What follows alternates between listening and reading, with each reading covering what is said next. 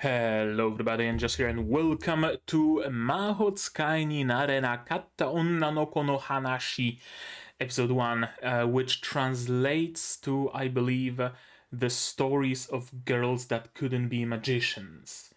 Right? Quite the lengthy title, but yeah. I really don't know anything about this show. I really truly don't. I just know that it's made by JC Staff, and I know that it has a very unique art style. Not watercolor, but more like it's like pastel, hard crayon kind of sort of art style, right? This is what really grabbed my attention when taking a look at this show during the seasonal stream, which you're gonna be able to find the VOD somewhere in the card in the corner if you'd like. And I know that it's, well, not quite magical girls, I don't think. I don't think that it goes in the direction of, I don't know, Precure, but rather in the direction of Little Witch Academia, if I'm not mistaken. There's some sort of a magic academy, and our main girl attends it, I think. I'm not even sure about that, to be perfectly honest with you. I know that it's based on a novel, which is very interesting, because not a light novel, not a manga, not a light novel either, a novel, a good and proper, honest novel, which again is not something you see all that often. So a combination of a unique art style, JC Staff, who can be a little hit or miss with their shows, depending how many of them they take every season, and this season they have quite a lot from what I've seen. But when they hit, they hit. Like, they can make some good anime. Unique art style, and based on a novel, which, again, you don't see that often, it might be interesting. So, I guess without further ado, let's just go in blind, right? Shall we? If you're unfamiliar with the channel, unfamiliar with the structure, if you're new here, this is the intro segment that usually is there, and I talk about some recap of the previous episode, any new thoughts that maybe were born since then, things like that. Then we go through the episode with a timer so that YouTube doesn't copy strike me. Then we go through the episode itself, again here in the corner. We stop by, and I can talk at length about something, maybe skip through some animation frame by frame, maybe go back, go forward, stuff like that. And because it's the first episode of the series, also in the corner, we're gonna go through the staff, the voice actors, to see who made this show, who's gonna be making it, who can we expect. And mostly because of that, this video is gonna be a little bit longer than usual. Future videos about this show should be a little bit shorter, like half an hour shorter or so, maybe something like that. And then at the end, I'm gonna give my final thoughts about the episode, about what I've seen. Did I like it? Did I not? Do I recommend it? Do I not? Things like that. So, I guess without much of a further ado, we should just start watching this episode, shall we? To do it, you're gonna need your subs to follow along with me, of course. I'm gonna need my sound to hear what's going on in the show, and I'm gonna have to ask you for support. Support the channel if you want monetarily on Patreon, YouTube down below, or not. Share my content, spread the word, it also helps a lot. And with that, we can start watching episode 1 of Ma Tsukai ni narenakatta onna no ko no hanashi. You know what show it is. Episode 1 in 3, 2, 1, go. It really looks like it's been drawn on like textured paper, right? Like sometimes at school, maybe you would bring a bunch of paper to school and you would dissolve it with class in water and then put it on a sieve or something and create this like heavily textured paper. It really looks like it's drawn with crayons. Not even watercolors, not even pastels, but like crayons, like pencil crayons. Copern's Comet.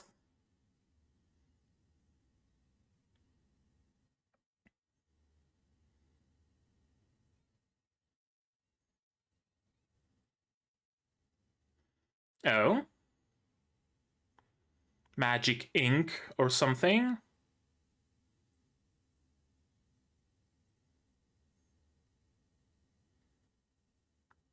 Okay, so it seems like she had magic since a very young age. The weather charm didn't quite work.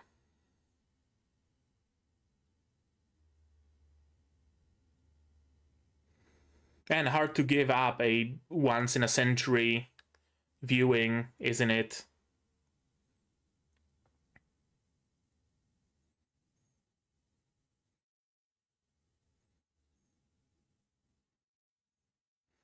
Is that the part couldn't be magicians? Look, it's shiny chariot.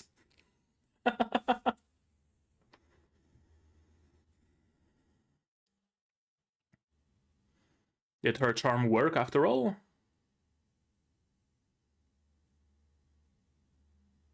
No, someone else is casting a charm.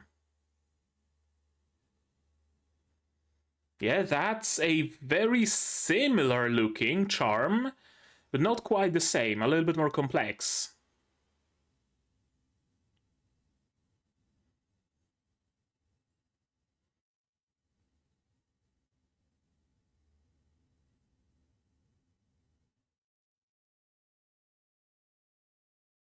And there's the comet.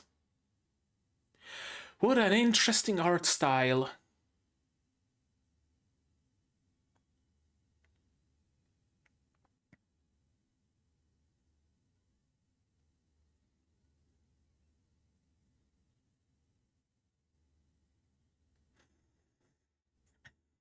And she also has a pen.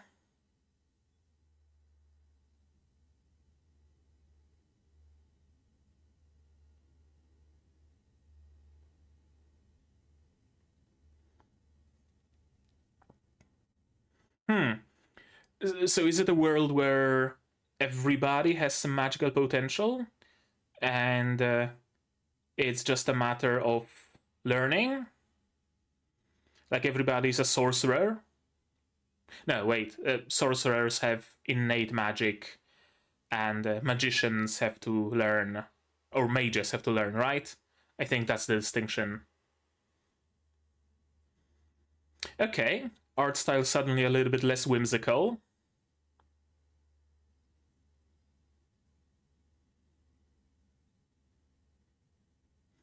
Mirai. Doesn't that stand for miracle? I think.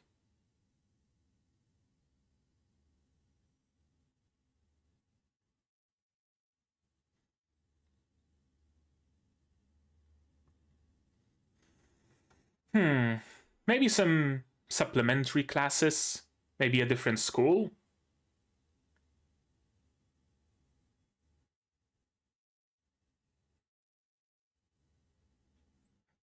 Yeah, it seems like they're using pens instead of wands.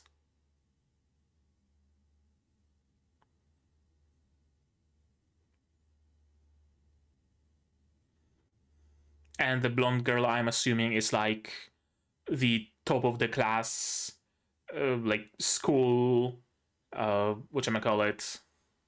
School council leader kind of thing, right? School council president, yeah. Or at least class president or something.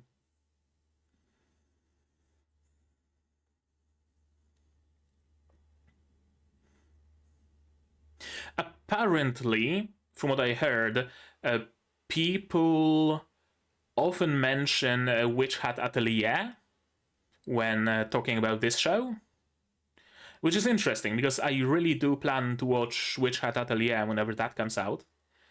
So I wonder if I'm gonna get a little bit of a taste of what Witch Hat will be about. Kind of like I got a little bit of a taste of Mecha Ude by watching Symphogear. Redrun Academy of Magic. Look at all those main characters.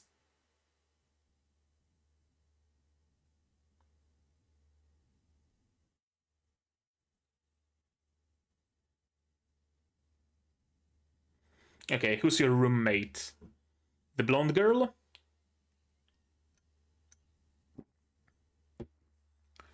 No, probably not, because she is in the, like, worse dorm, exactly.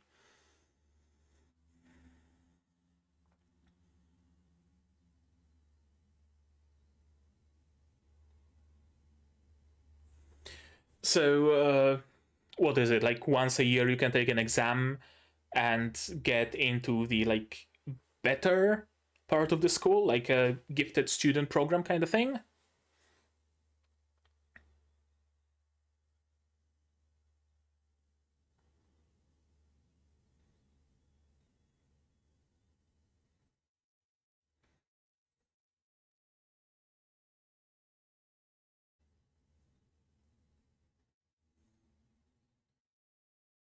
Yeah, I mean, that's something to be proud of.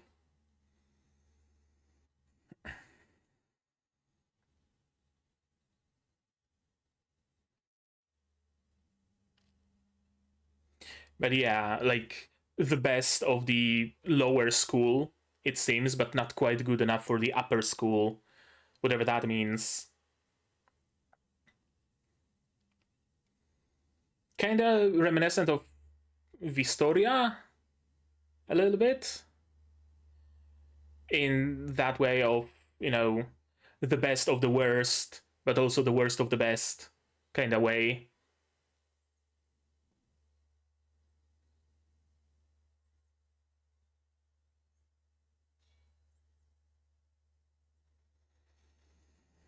Hmm.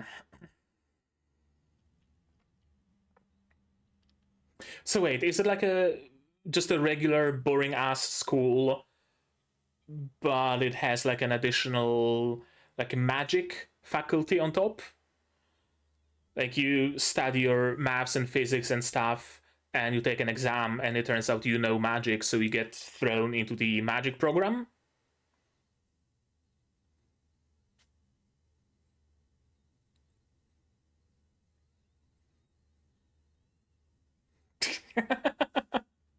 Completely glumped her. Oh, two brothers, also separated by class. Yuzu. Very citrusy name. Oh, he failed on purpose. Does he perhaps want to meet someone in the standard program? Her, perhaps.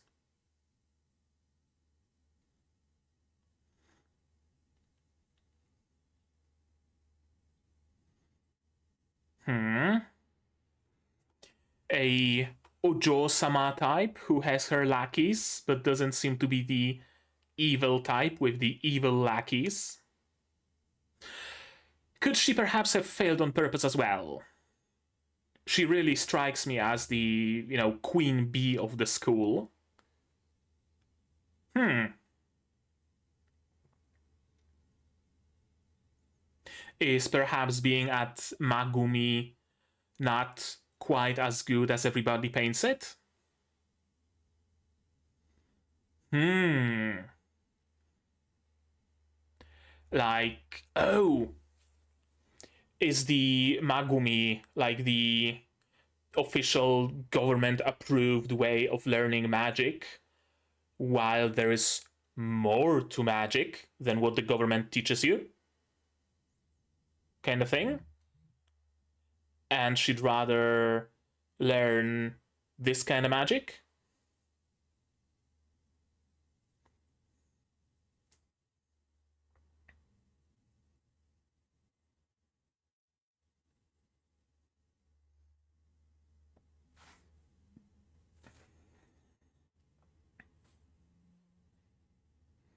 Yeah, cherish what you have. Don't downplay your achievements. Okay. She is giving me a little bit of that Diana Cavendish vibe, in a way. I'm sorry if I compare this show a lot to Little Witch Academia, but this is the immediate vibe I got. Except her. She looks like a Pokemon trainer. I think there actually is the Pokemon trainer that looks just like her. Isn't, like, Cynthia? Maybe? I don't know. I don't know that much of Pokemon.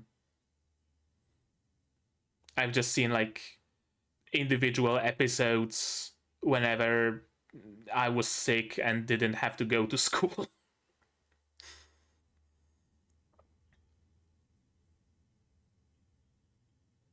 Oh, I thought he's a teacher and was about to say that he's very young for a teacher. Okay, chairman of ICE. So that's the student council president.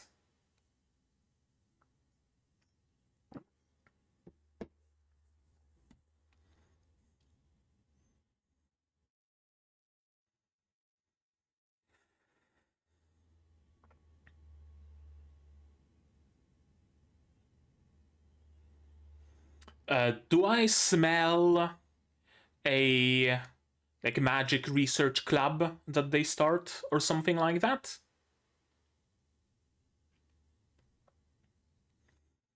Yeah, see, the name State Magician kind of like invokes the feeling of something very, stiff and, you know, maybe not what magic is all about, kind of way.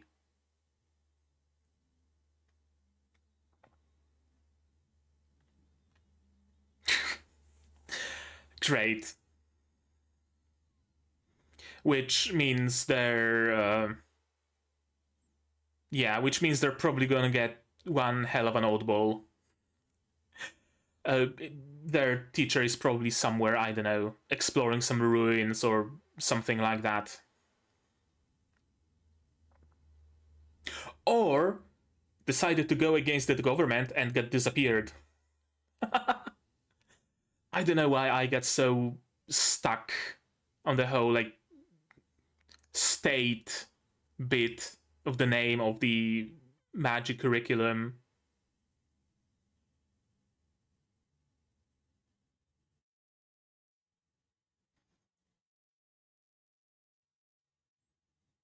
Okay, we got a whole class of oddballs. Yeah, for sure. Where's your hat, yellow puffs girl? Huh? Broadcast. I thought maybe some magic and their teacher is gonna appear or something.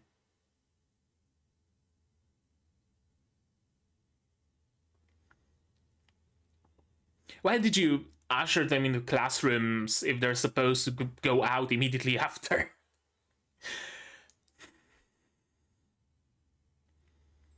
Yeah, I mean, a bunch of colorful characters for sure. Mikana. Again, vaguely citrusy, right? Like Mikana.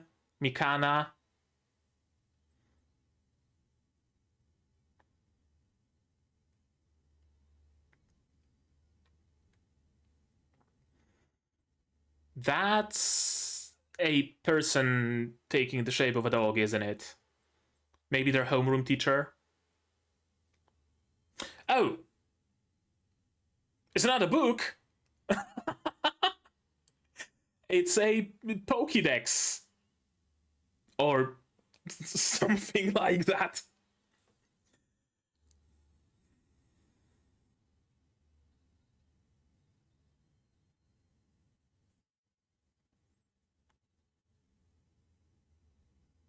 Or is her notebook like an actual notebook?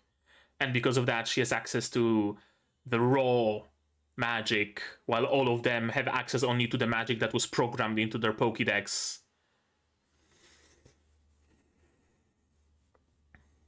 Yeah, they do look very similar. Probably a good feeling, yeah. Someone already noticed, though.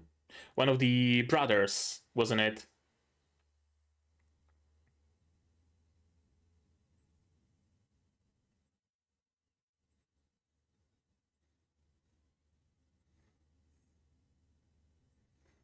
Right. You don't happen to have one, do you?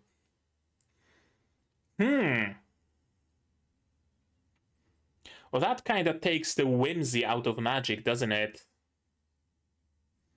If you can just install a fireball spell and that's it, you don't even have to learn it necessarily.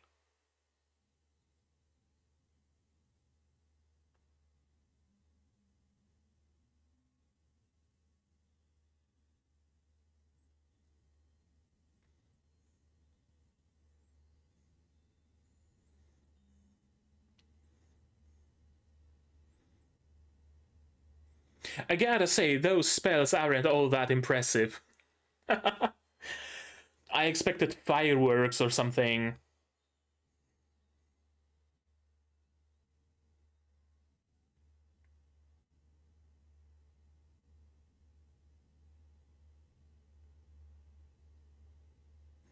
Oh? That's some dark magic.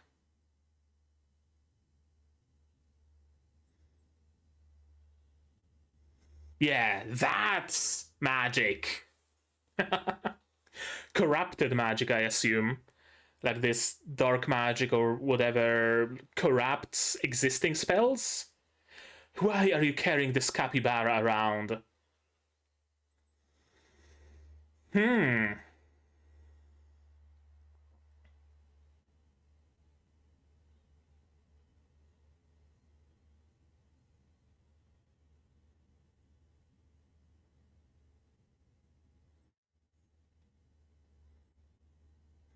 And she's gonna be able to stop it, isn't she?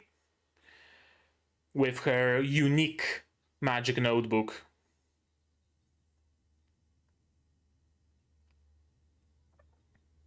True. Well, not with that attitude.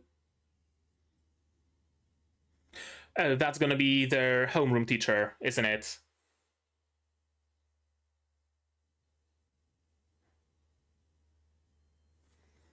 She's not using the notebook. She's using a pen. That turns into a classic Mahou Shoujo wand, of course. But still.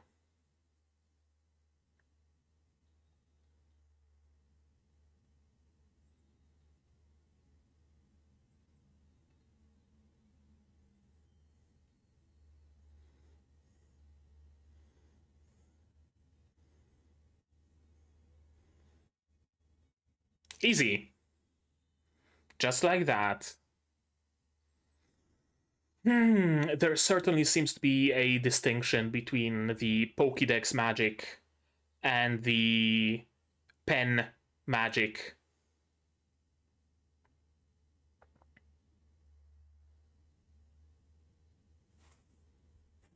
Your homeroom teacher, 100%.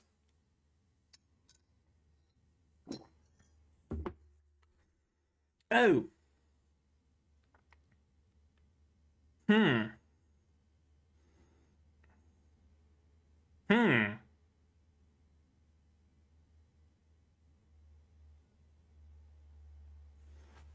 Oh, I'm assuming she dug up that dark magic for what reason exactly? My dear Kurumi, what do you mean? A childhood friend?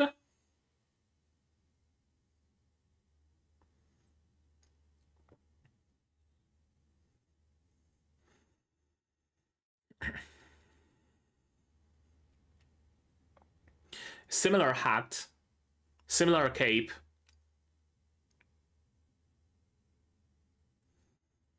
Very different hair color, though. Didn't she also have a frog on her hat? Yeah, but it is a notebook, but it's not a Pokédex. It's the notebook that lets you use the, real creative magic instead of just making a selection of one of the pre-approved and pre-installed spells, right? It's the Hat Girl.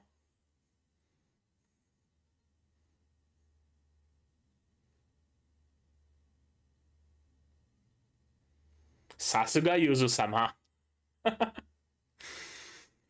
She's gonna be the class president, isn't she? 100%. Sure enough. It's the hat girl.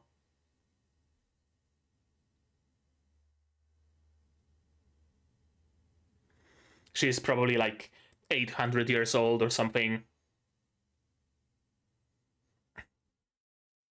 You need a apple crate or something.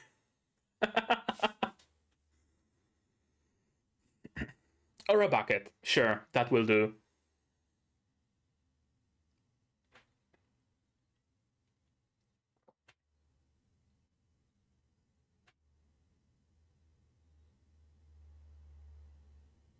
Yeah, apparently so. Like notebooks, or like magical notebooks. The exact same design, but red. She's gonna be teaching them the real magic, isn't she?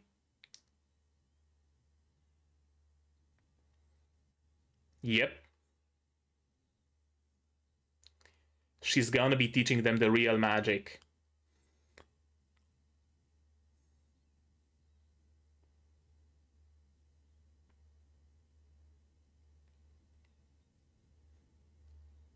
It's not even a notebook. It's a book, like a course book. It had something legible written in it. I'm gonna read it. You better fucking believe I'm gonna read it. Yep, that's exactly what I expected. She's gonna make like real magicians out of them, not just Pokédex users. Oh, I like it. I like it.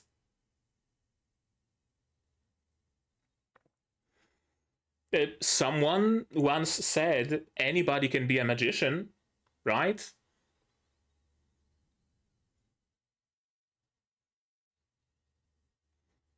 All right. Okay. I like it. I'm liking what I'm seeing. Let's watch it again. And I'm also gonna pull this thing out. This is my magical notebook. If you're new to the channel, you probably don't know it yet. This is my notebook of theories. Whenever I watch a show and I have some sort of a theory or a guess or something on the topic of that show, I note it down. And at the end, we take a look at it, see how correct or incorrect I was. I must say, here will do. Isn't there like a short version of this name? Of the title here? Let's see. Mahonare. Mahonare. That's perfect. Mahonare. Now, if only I could remember that Mahonare means this show. Hopefully. Right. As I said, let's go through this episode. Very, very unique art style. It kinda it kind of evokes those like early like 80s Maho Shoujo shows in a way, right? Where everything is pastel, everything is kind of rounded, there's lots of sparkles and bubbles and stuff like that, right? Right, like first I don't know, not Watcha Primagi. What am I even thinking of? It's not an 80s show. But yeah, you know what I'm talking about, probably. I don't know. If you don't, then just treat it as ramblings, like early evening ramblings. Okay, she does have magic because there are sparkles. So it's not that she, doesn't have magic and just gaslights herself into believing that she does or hopes that she does. No, she legit does have magic. It's probably unrefined, right? She hasn't been taught. I don't think her grandma is a magician, right? So yeah, she hasn't been taught. She's a rough, unpolished diamond. Not quite a gem yet, I think. And then, fateful encounter. Again, I can't help but draw parallels between her and this magician and Ako and Shiny Chariot. I mean, I really can't help but do that. A very different looking magical circle, although somewhat similar in that there are those like triangles in the middle, but much more complex for sure, and drawn directly in the sky, not on a sheet of paper, and it did work. And we see this beautiful, beautiful painterly comet. Yep. This show sure is pretty. A magician. Interesting that the term is magician and not like a magical girl or something like that. I don't know. Just think it's interesting. Or a witch, right? The term is not witch, the term is magician. Yeah, Mahotsukai. Which I guess could also refer to a witch, couldn't it? No, witch would be a majo. Yeah, witch would be majo, I think. Or maho, or however you pronounce it. And Mahotsukai is magician specifically. Okay. Everyone is a magician, they just forgot how to use their magic somewhere along the way. And I wonder if the people using Pokédexes to cast their magic also kind of forgot how to cast magic, and sure enough, she does have a frog on her hat. I wonder if the little girl form is just a disguise. Do we have a name for her? I don't think we do. But I'm gonna say... Minami Sensei is the adult witch from episode 1 pre-opening, whatever it's named, pre-opening in disguise or aged down or reborn or student of. Maybe. I don't know. We'll see. Do you like magic? Then you can become a magician too. It's as simple as that.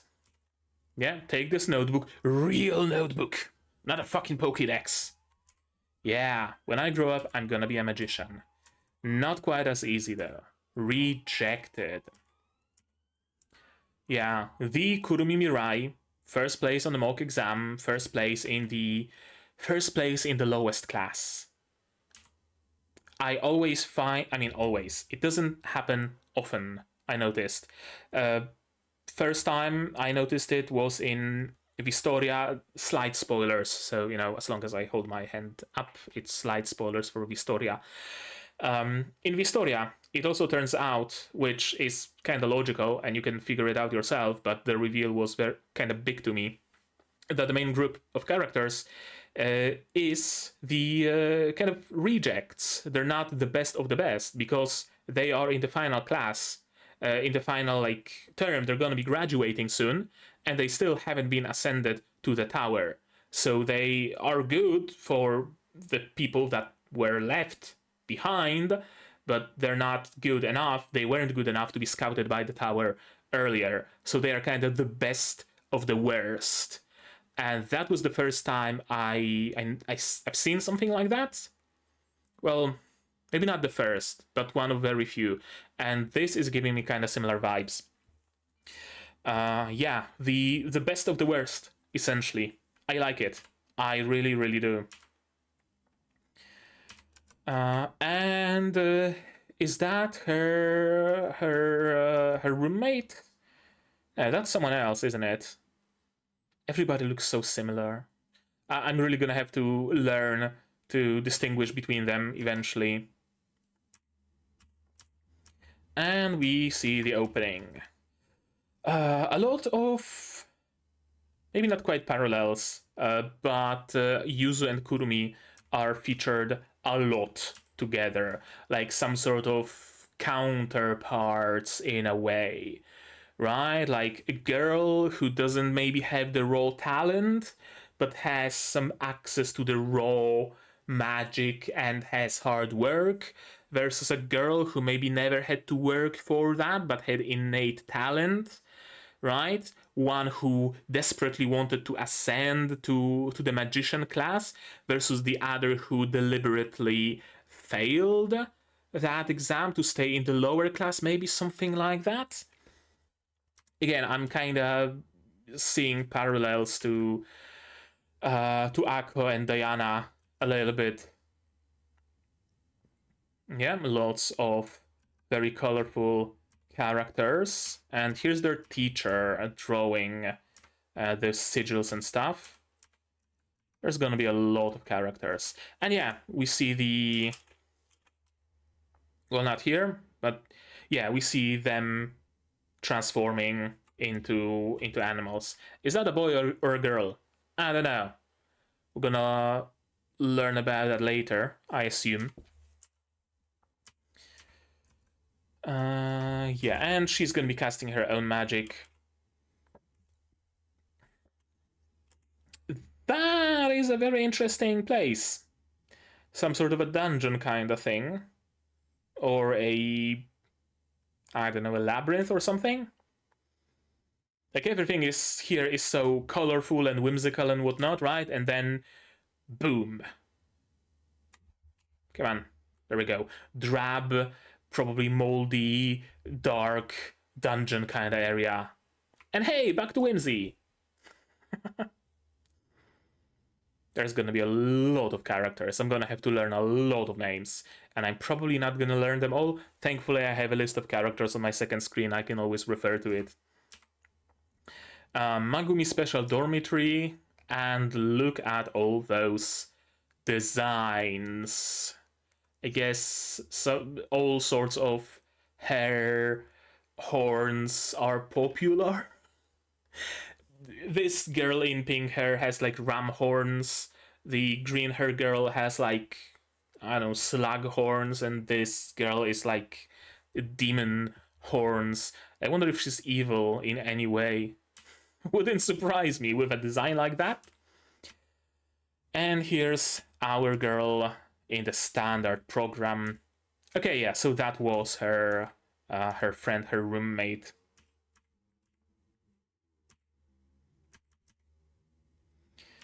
You didn't even go to Redrun Prep School? Yeah, she didn't even go to the Redrun Prep School, and yet she scored first place in the standard program.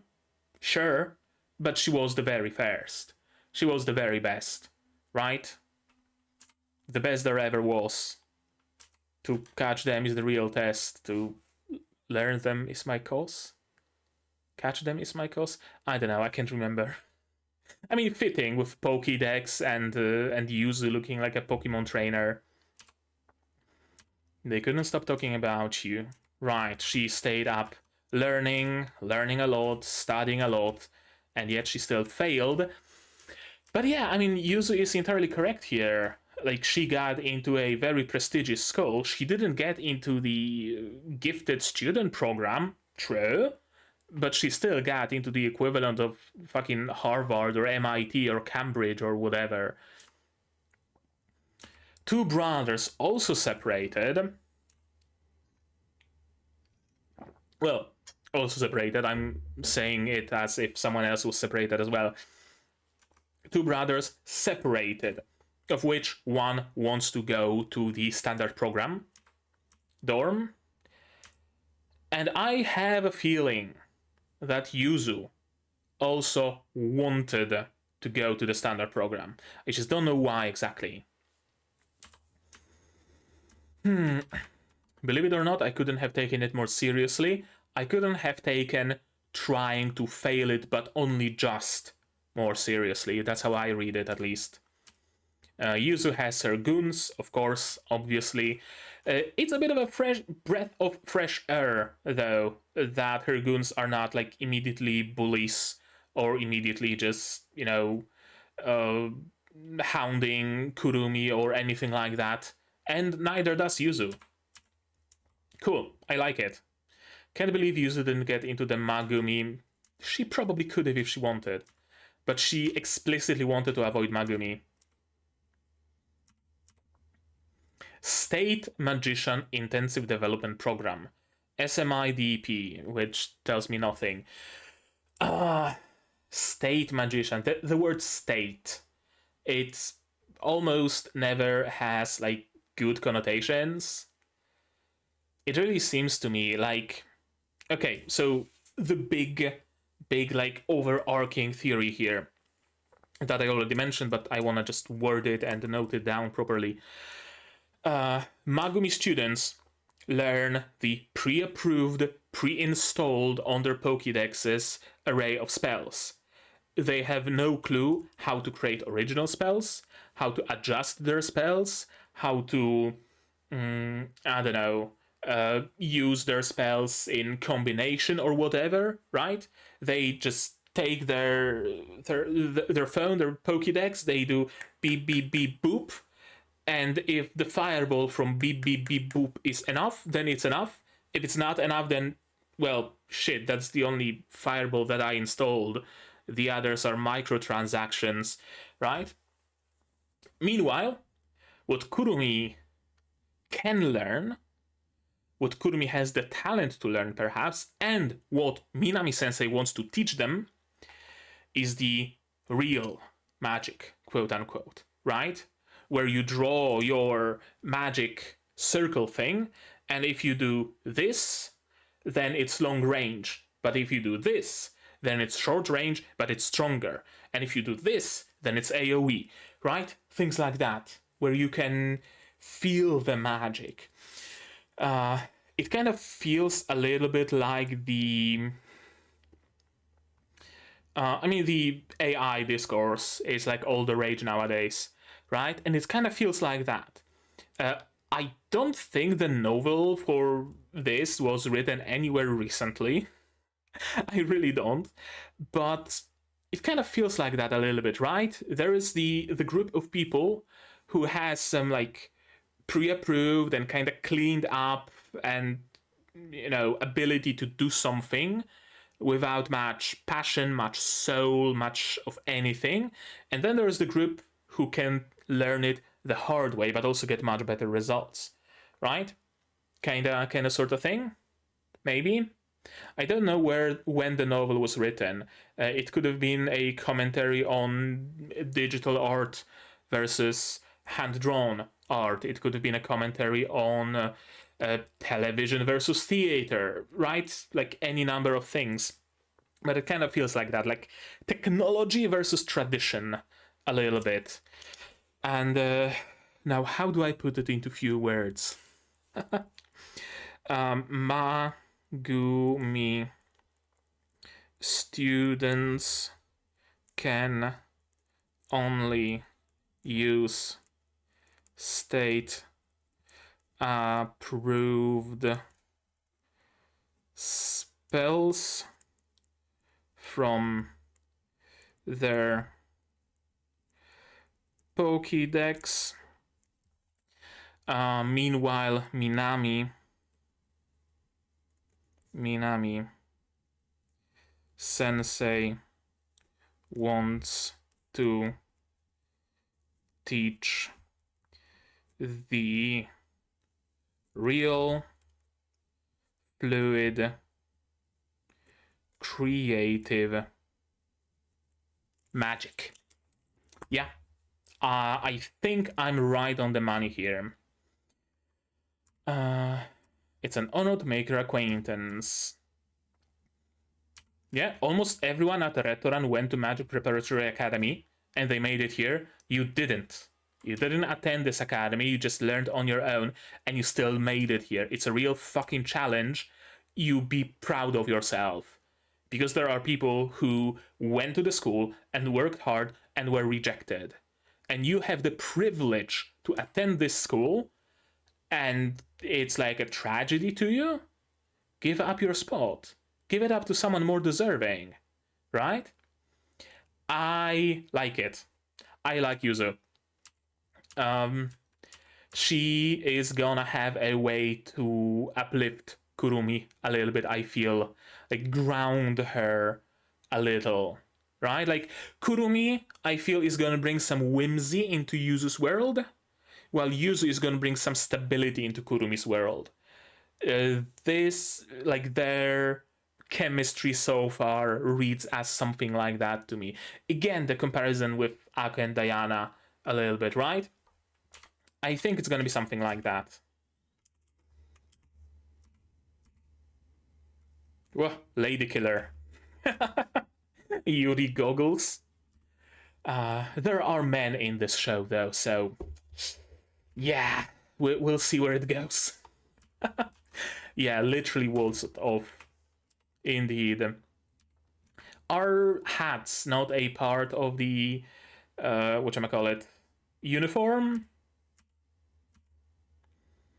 Welcome to Redrun Academy of Magic. Not that many students, ultimately. Yeah, not that many. Fewer than I expected. The chair of both the student club councils, right? The prince of the school, right? The ice prince, and the chair of basically everything.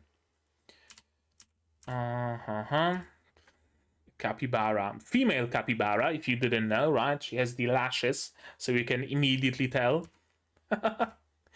Your teacher has yet to be assigned, owing to unusual circumstances. Yeah. When you hear something like that, you know their teacher is gonna be a complete fucking oddball. And it turns out to be true. We're searching for a suitable candidate at a rapid pace.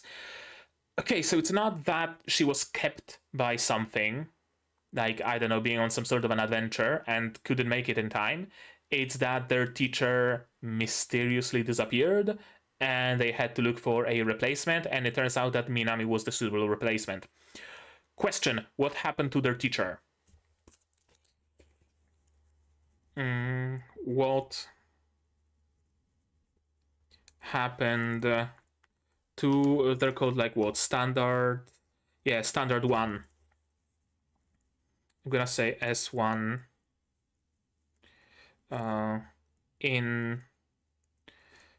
Intended teacher. Maybe I'm reaching too much and trying to look for a little bit more like darkness and depth than there is, but the state where it kind of immediately put me into a very like dystopian mind almost. I wonder if he or she got disappeared. Maybe. I don't know.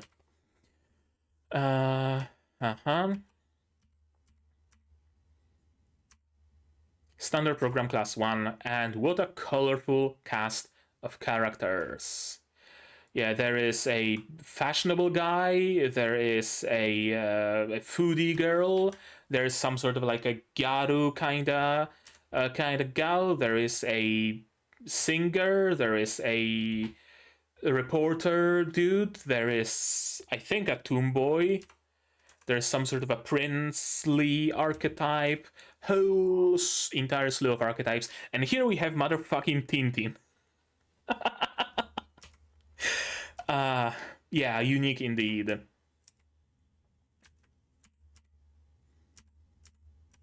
Ma-gumi second years will now perform a magic demonstration. Sounds like fun. Mikana. Is everybody named after a citrus? I'm assuming she's like the soon-to-be class prez or something like that, judging by her behavior.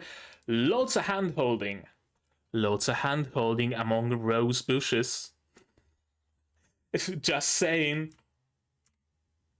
The stories of girls who couldn't be magicians. Very kinda boring spells for a magic show.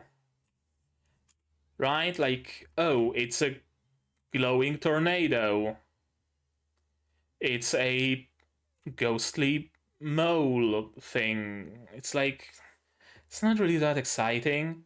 And I was really confused initially, because I thought that, okay, it's going to be a show, so they're going to show us a lot of flair, right? Like, we know that this show can be pretty, so we're going to see a whole entire, like, fairy of colors, right? We're going to see a shiny chariot kind of a show.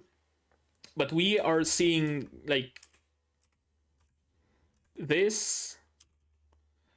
Okay, fireworks. Now, this is kind of cool, and probably the best thing of all the shows, but it's ultimately still, you know, not that much.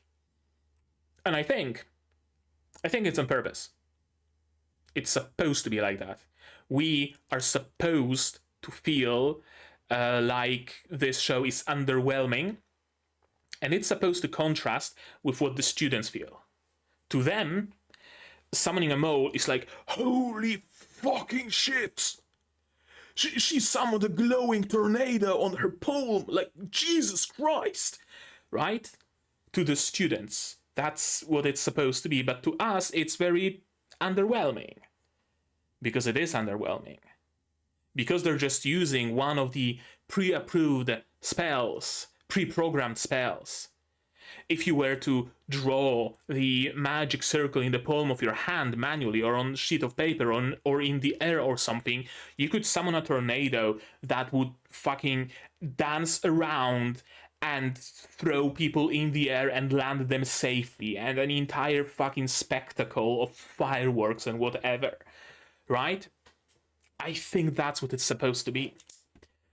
I'm gonna say Pokédex Magic is weaker. For sure.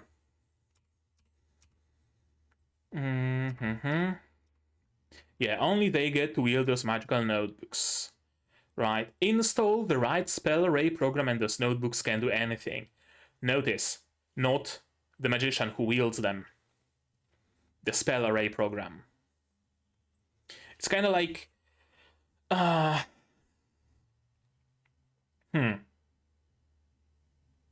It's kind of like making a class for gifted students and giving them like harder tasks and a different curriculum, but there are no rules on cheating, using calculators, using the internet, or whatever else, right? Which kind of feels like a fake sort of a promotion, right? Like, they are supposed to be the elite, but they are not being treated as the elite in a way. Or rather, they are the elite, but they don't have the expectations of the elite. They just get a list of pre-programmed stuff and they can use it. And realistically, anybody could use this Pokédex and use any spell that's programmed into it. But they were chosen for whatever reason. Interesting.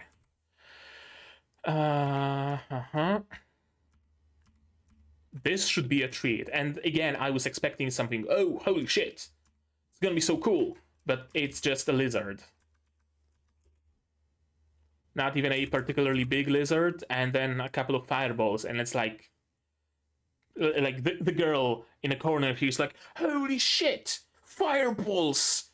And I'm sitting here, cool, couple of fireballs, whatever. And I'm supposed to feel that way. I'm supposed to contrast it with what the students here feel. Because this is the magic as they know it. They don't know stronger magic. They don't know more powerful magic. They just know a couple of fireballs. They don't know this shit. They don't know a fiery dragon. They run. They don't even try to fight it. They don't even try to stop it. Right? They've never seen magic this powerful. And here comes a teacher, a little girl, who can use the real magic, the raw, fluid, the creative magic. Casts her own spell, draws her own magic circle, And just like that, immediately explodes the fiery dragon. Without much effort. Right? Oh, that kid cast a spell without a notebook. You can do that? You've been conditioned into believing that no, you cannot. You're being kept weak on purpose. Again, I might be looking a little bit too darkly into it, but Ma-gumi students and I'm gonna say modern magicians. Magicians in general are being kept weak on purpose. It's not even that they're surprised that a kid was able to do that. I don't think, at least. At least that's how I read it. They're surprised that you are able to do that in the first place. Again, I think. I'm not 100% sure. I know, that's live. And apparently he or she really likes Kurumi for some reason. I don't know. Then you can become a magician too. Yeah. Magician teacher. The little girl. The creative magician. The real, true magician. Although that kind of raises a question. If the school is supposed to keep their students weak on purpose, why would they allow a magician teacher to teach the non-magical class? I don't know. Spell array. Yeah, and you get your own book. Okay. Down, down, down would the fall never come to an end. I wonder how many miles I've fallen by the time, she said aloud. I must be getting somewhere near the center of the earth. Let me see. That would be 4,000 miles down, I think, for you see.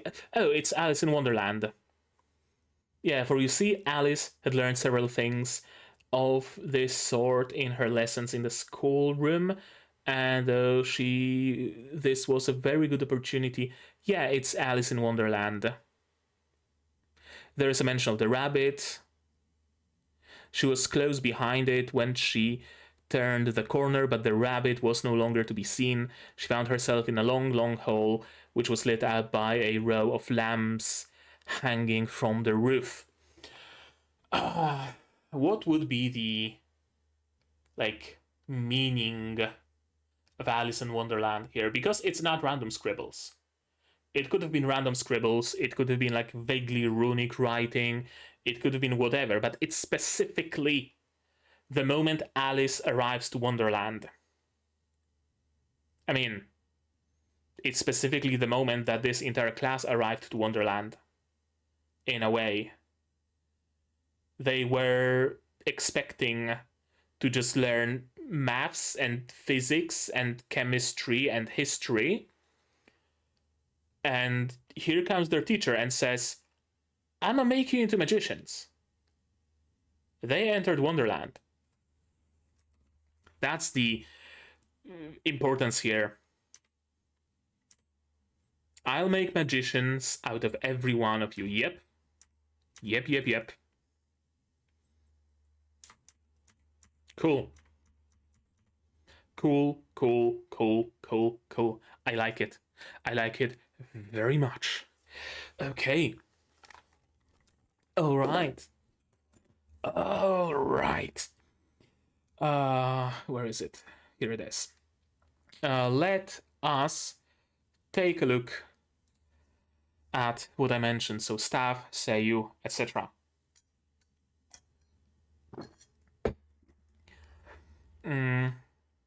Studio JC staff. I don't think JC staff needs a particular reminder of what they made. One Punch Man Season 3, of course, Danmachi. I mean, this year they're making a lot. Mao 2099, they're gonna be making. What else? Nanatsu no Makangashi Haisuru. Way of the House has banned. What else do we have here? Railgun T, something. One Punch Man Season 1. Of course, more than Machi. Accelerator, Majimoji Rurumo. Wait, we got a new Majimoji Rurumo. Oh, just an OVA in 2019. I thought the season 2 came out without me knowing. Majimoji Rurumo was kind of a cute show. I can recommend if you'd like. One Punch Man season 2, although they weren't quite as involved with it. No, they were. It was season 1 that was done by Mappa, and then season 2 and 3 were moved to JC staff. I got things mixed up. What else do we have here? Psyche, Sun, Vixos, Milky Holmes, and plenty other shows. And by plenty, I mean like plenty. Every season they make a lot of shows. What do we have? Fantasy, Ojo-sama, female protagonist, Magic School. Not that many tags. Recommendations: Precure, why does it not surprise me? Majo no Takyubin, not surprising. Little Witch Academia, not surprising. Oja Majo Doremi, not surprising. This looks interesting. Maho Shoujo Tai Arusu, Sugar Sugar Run, and whatever this is. So plenty of magical girl, witchy, magic, school, young girl kind of shows. Gotcha. Okay. Oh, it's some sort of like Alice in Wonderland kind of thing. I must say, yeah, I might watch it one day. It looks interesting from art alone. Stuff. Let's start with that. Assuming Annulist sees it fit to work, because it's been kinda dodgy, kinda spotty today. Okay, original plan and original character design. Original plan by Yuzuki Akasaka, and that's it. And character design by Lily Hoshino, who also did OG character design for Index, at least one season of Index, and a lot of work on various mangas. Story and art, cover illustration, art, story art. Oh, plenty. Oh, holy shit. That's a lot of manga. I don't recognize any at a glance. There seems to be a lot of yaoi. Sure enough.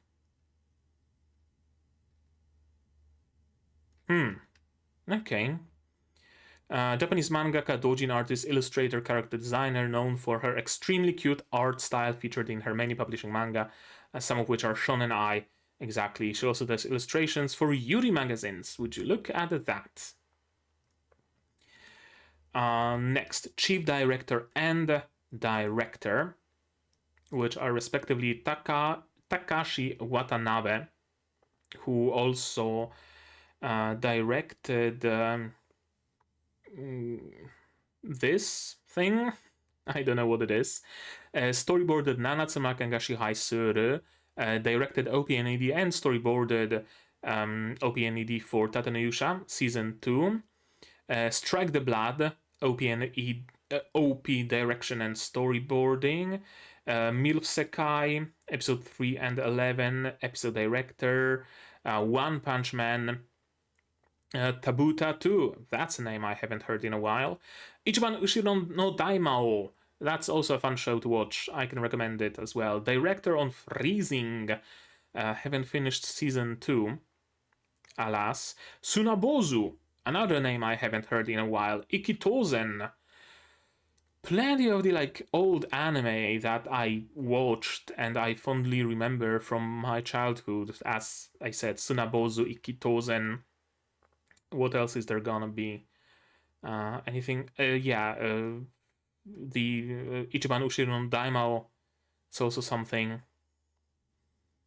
And nothing else that I would recognize, but some pretty like old shows, like Lupin Third, kind of old.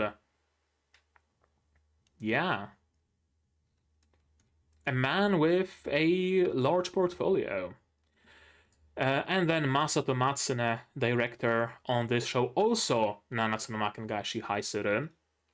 Jahi-sama, episode director, Wixos, Holy Night Light, the Christmas, New Year, Arknights, OVA kind of thing, script assistant. Skengan Ashura, OP, mostly working on openings and endings from what I can tell. Yeah, mostly openings and endings. Strike the Blood again appears here. Kiseiju, title logo design. That's a very specific role. And, okay, directed Crescent Rise as well. Directed Wixos Diva Live. And then just singular episodes, mostly still sticking to OPs and EDs. And that's one of his few roles as a director for the whole entire season, it seems. Then we have serious composition and character design. Composition by Hiroko Kanasugi, who also did composition for Gekkan Musokagaku. And besides that, mostly scripting for Urusei Yatsura 2022. Marshimashita Iruma-kun scripts for some episodes. Diabolic Lovers OVA. Prepara. Then we have Mai Matsura, who's doing character design, and like you can tell from her profile picture that there is some of her touch in this show as well. Also did character design, sub-character design for One Punch Man Season 2. Shokugeki no Soma OVA, Chief Animation Director. Wixos again appears here. Selector Spread this time around. Bakuman, Zero no Tsukaima, key animation for a couple of episodes. Toradora, also key animation for a couple of episodes. Kentaro Izumi, art director, and Mika Funabashi, color design. Kentaro Izumi, not much. Railgun T, art director. Delico's Nursery, art director. And then this show. And Mika Funabashi, the color designer for this show, as well as Love Live, at least some episodes, color coordination and cell checks. Saiki K, color design. Shimoneta, color design as well. And again, Railgun.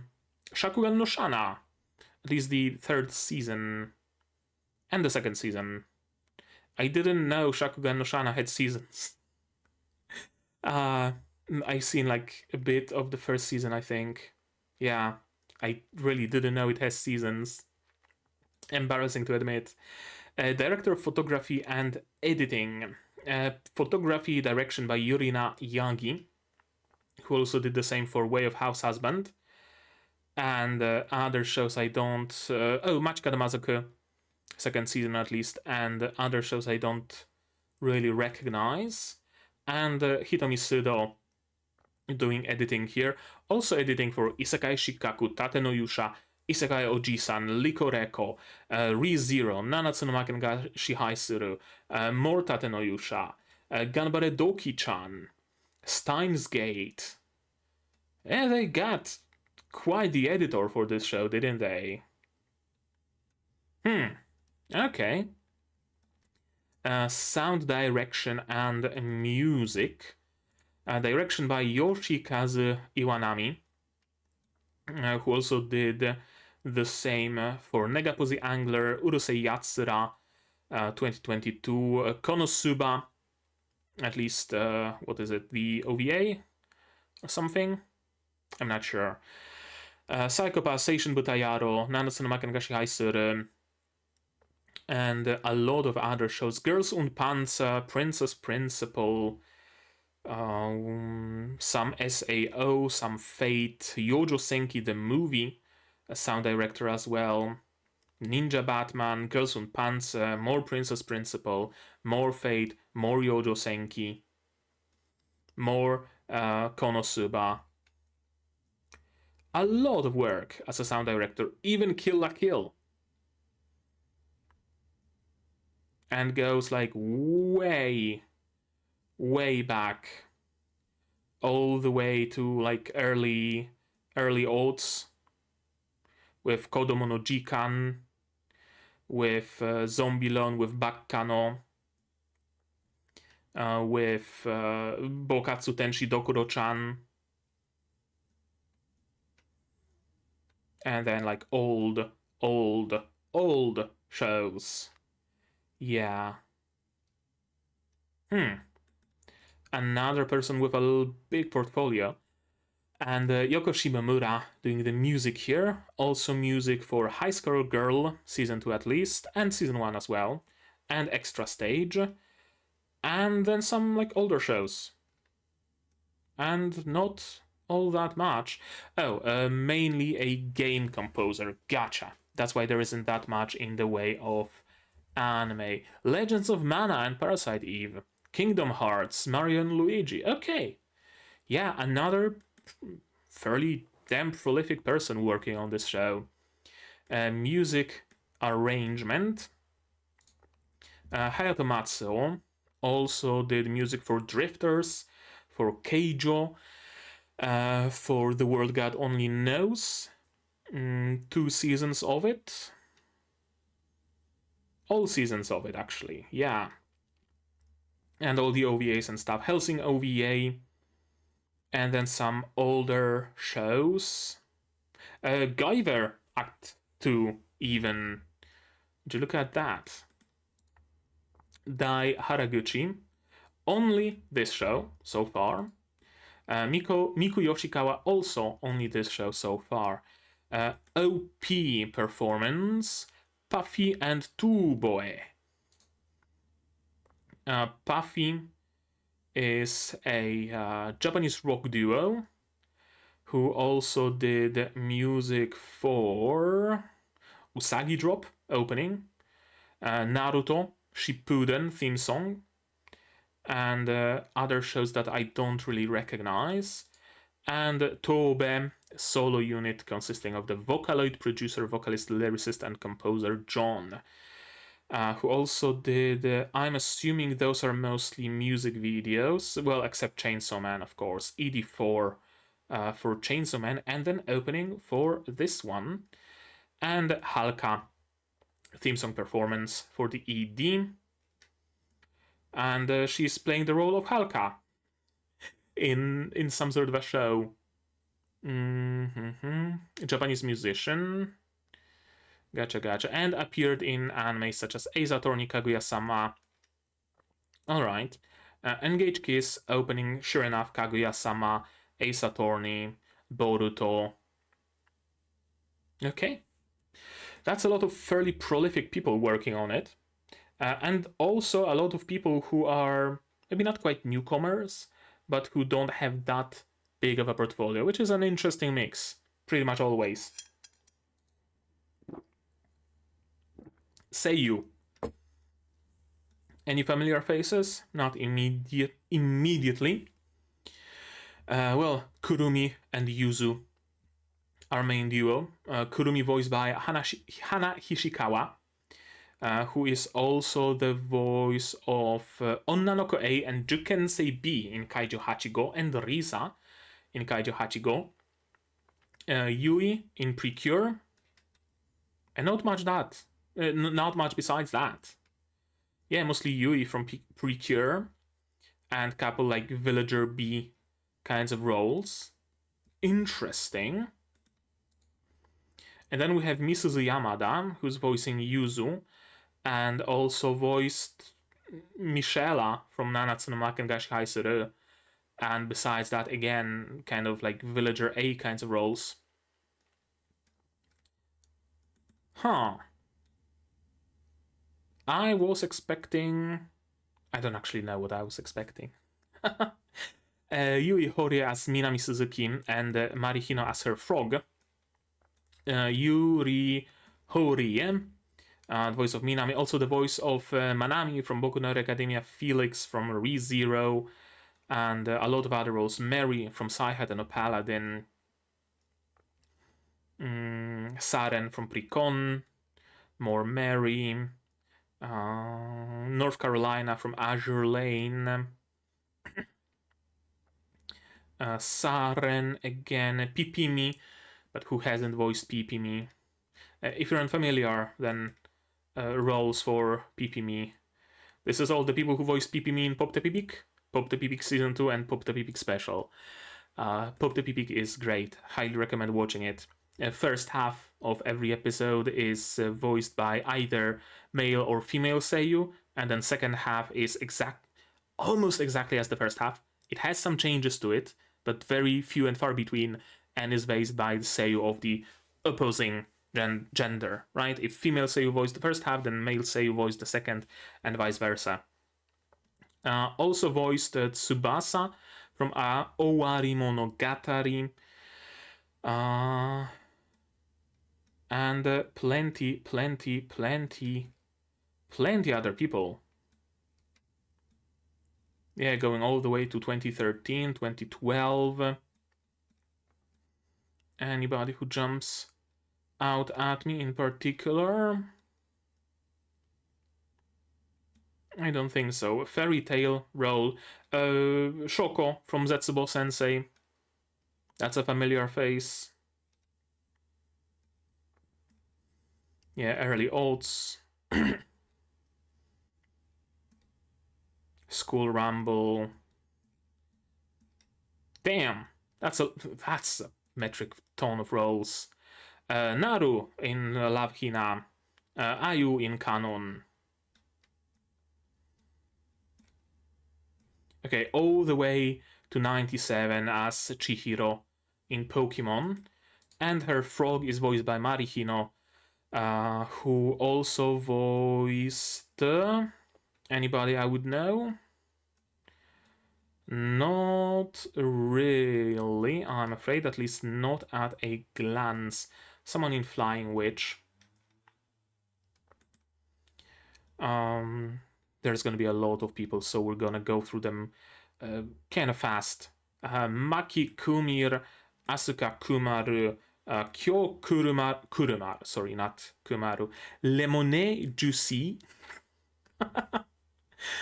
What a name. Ayumi Mano, voicing Maki Kumir, also voicing Sento in L in Sentai Daishikaku, also voicing Alice in Shinigami Bochan, and a couple more people. Yukiya Hayashi voicing Asuka Kumara, also voicing Dandan in Dungeon Meshi, and not many more. Chiaki Kobayashi voicing Kyo Kurumaru, and also voicing Mash from Mashal, Noid from Metallic Rouge, Stark from Sosono Frieren. Okay. Teppei in Kaguya-sama. And plenty other roles. Ashelad in Vinland Saga even. Interesting. Saori Goto voicing Lemonade Juicy. What's with those citrusy names? And she also voiced Hyoka in Shimoneta. That's a familiar face. And more largely unfamiliar faces, I'm afraid. Aikaga from Sayonara Zetsubo Sensei. Setsuna from Needless. And that's about it. Bura Suisho from Rosen Maiden as well. Then we have Mikana Fruity. Again with the fruity fucking names. Sally Indre Doc Paparotti and Tetsu Railway. What a name. Yuka Nokui voicing Mikana Fruity. Also voicing Maizmei in Witch from Mercury. Also voicing Nobody else that I would recognize, I'm afraid. Then we have Minami Suzuki, who voices, who exactly? Sally Indra, the foodie from this show. Also the voice of Pils Dunant from Shy. Also the voice of Nijika from Bocchi the Rock. Lavigne from Sosono Frieren. And René Costa from Witch from Mercury. Who else do we have here? Shirogana Kei from Kaguya-sama. And that's it. Shinichi Toki, who voices Doc Paparotti, also voiced Doki from Shy, also voiced who else that I would recognize? Not many of those people, I'm afraid. Yeah, don't really recognize anybody else here. Kikunosuke Toya, who's going to be voicing Tetsu Railway and also voicing apparently Denji from Chainsaw Man. And not that many other people, surprisingly. Minoru from Koko no Rettose, but his biggest role to date seems to be Denji in Chainsaw Man, and kind of a start of his career as well. Interesting to start with such a prominent role. Mike Show, Northern Harris, Aiko, Toran Amasa, Shogo Sakata as Mika Show, also Ken Usato from The Wrong Way to Use Healing Magic, which is an amazing show, highly recommended. And not gonna watch it because I read the manga, but manga was amazing, and from what I hear, the show was kind of great as well. Aki from Chainsaw Man, and Carbo from Dr. Stone, and again, not that many more that I recognize. Hikaru Midorikawa, the voice of Northern Harris, also Garo in One Punch Man is going to be voiced by him. Tsunaga Hakamata from Boku no Hero Academia, Gridman from Gridman, and Hiromitsu from Conan. Anybody else that I would recognize immediately? Popko, same situation as with Pipimi, who hasn't voiced Popko yet. Everybody did at some point or another. Aoyuki might have voiced her twice. I don't know. You can never tell when Aoyuki is having a role because she can just adjust herself to absolutely any role whatsoever. Yeah, I don't really recognize any other people here, and we're entering the realm of very, I guess, Shinge in Code Geass that I only vaguely recall. Oh, Dio Brando! Well, that was a bit of a whiplash. From, oh yeah, I don't really recognize anybody here. Dio fucking Brando, right here. Okay, well, I recognize someone. Alright. Next is Hana Sato as the Capybara. Also Sensei in Dungeon Meshi. Also Beatrice in Mahotsukai no Yome Season 2. Also Emile in Spy Family. And Note.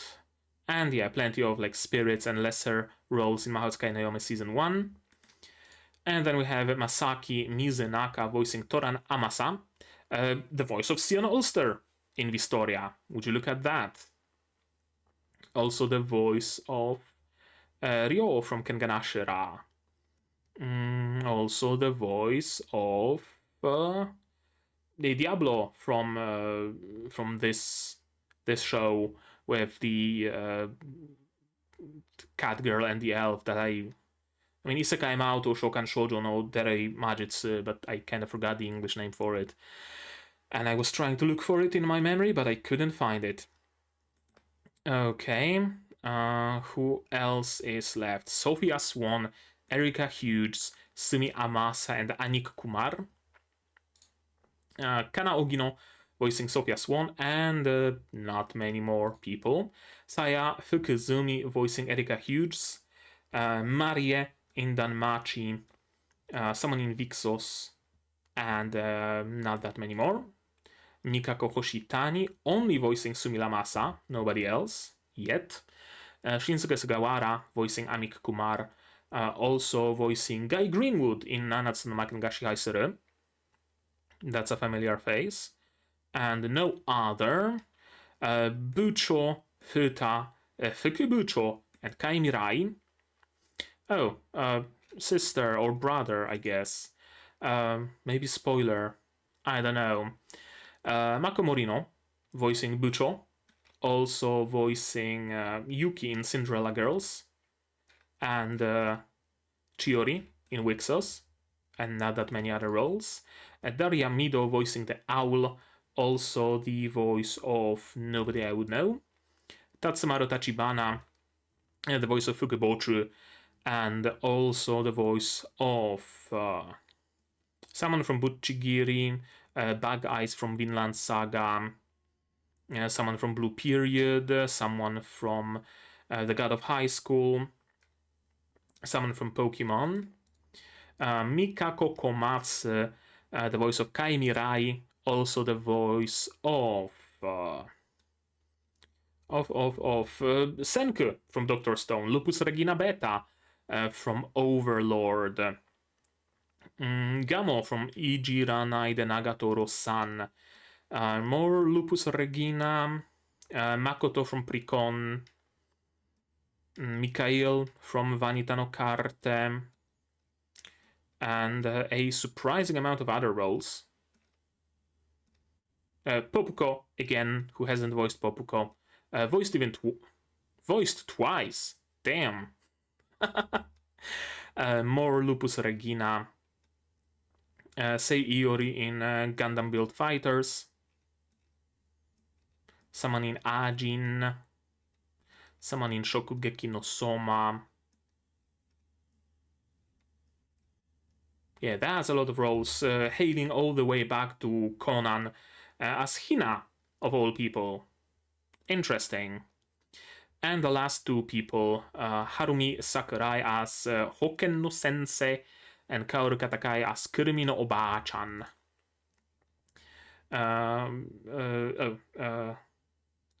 Harumi Sakurai.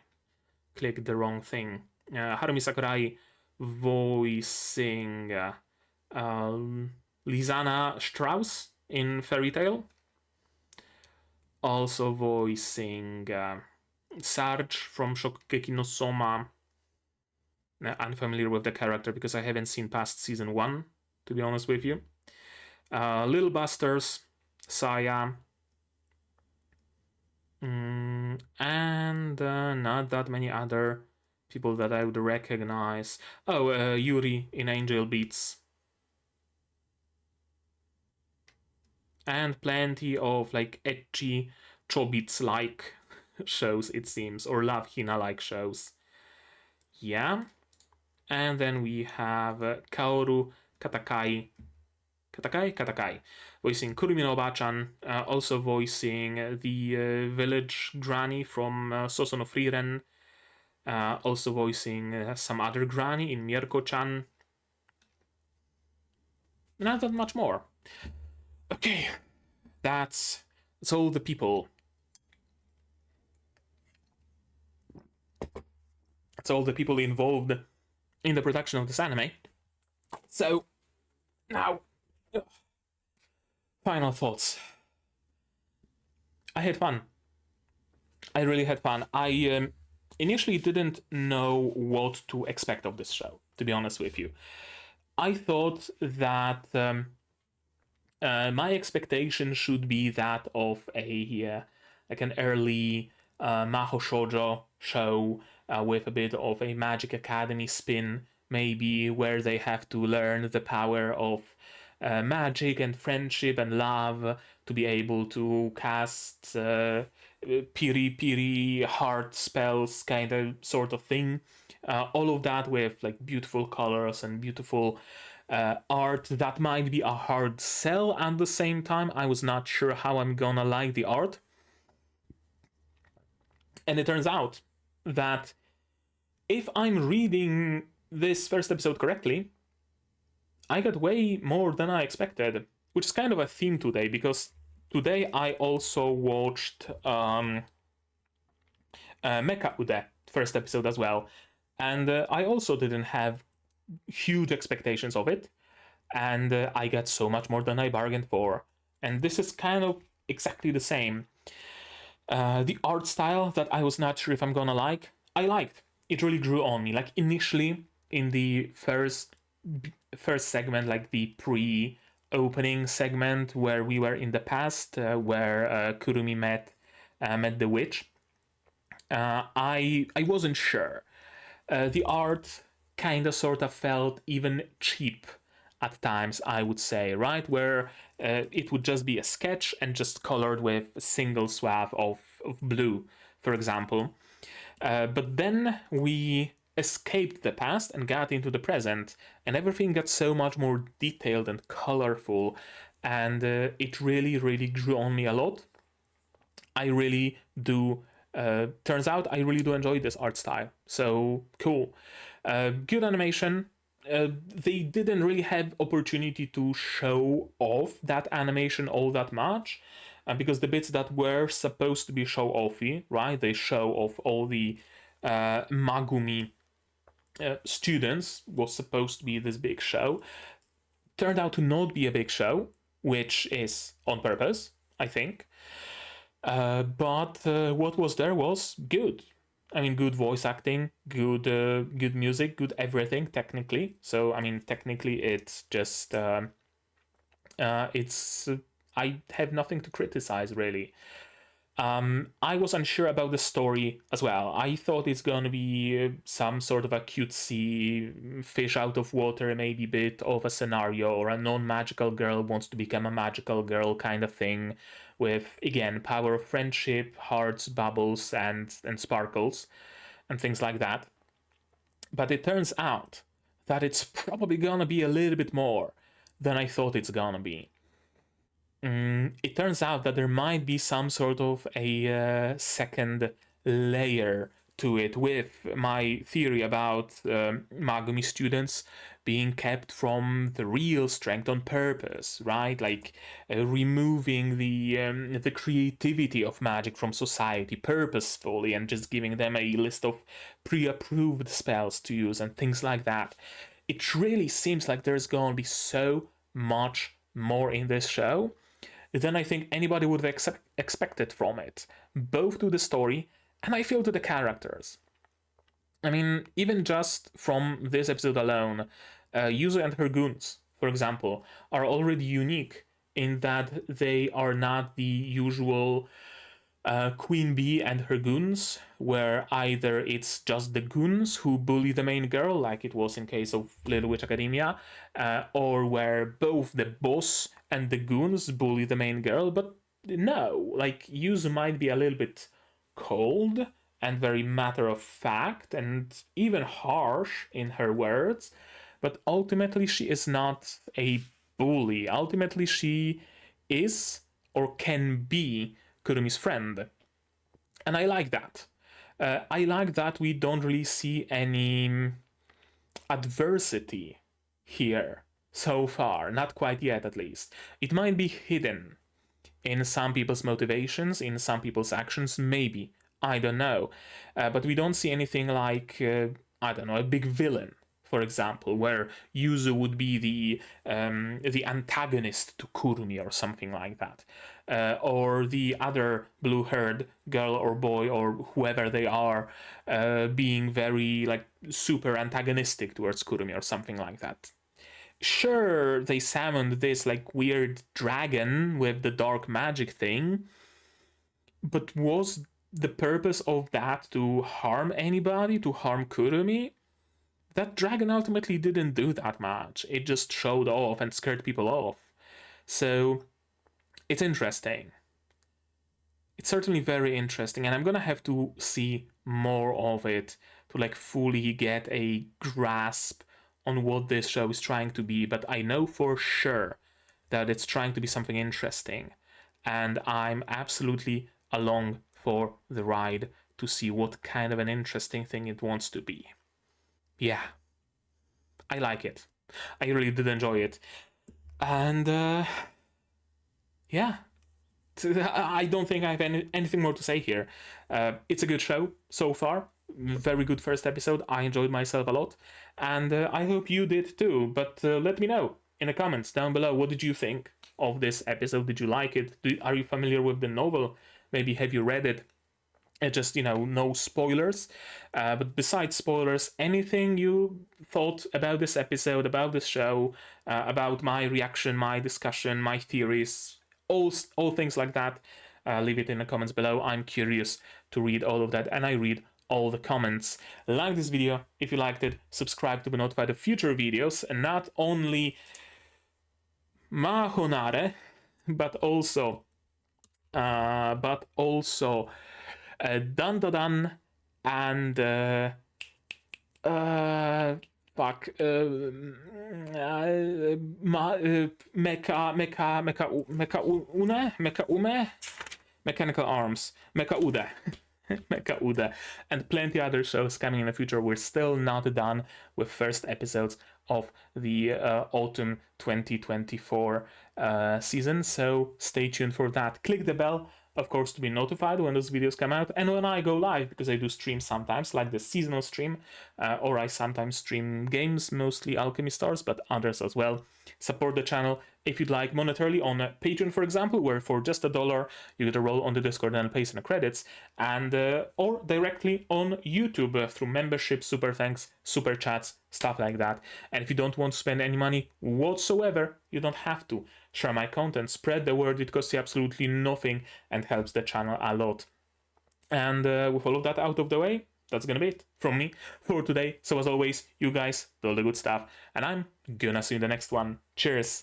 And here's my wonderful Patreons: QB, Zerene, Yuki Ally, Dr. Watt, Akamaser, Marsh Fassel, and Hans Peter. And you can join them if you want without having to use Pokédex to cast magic.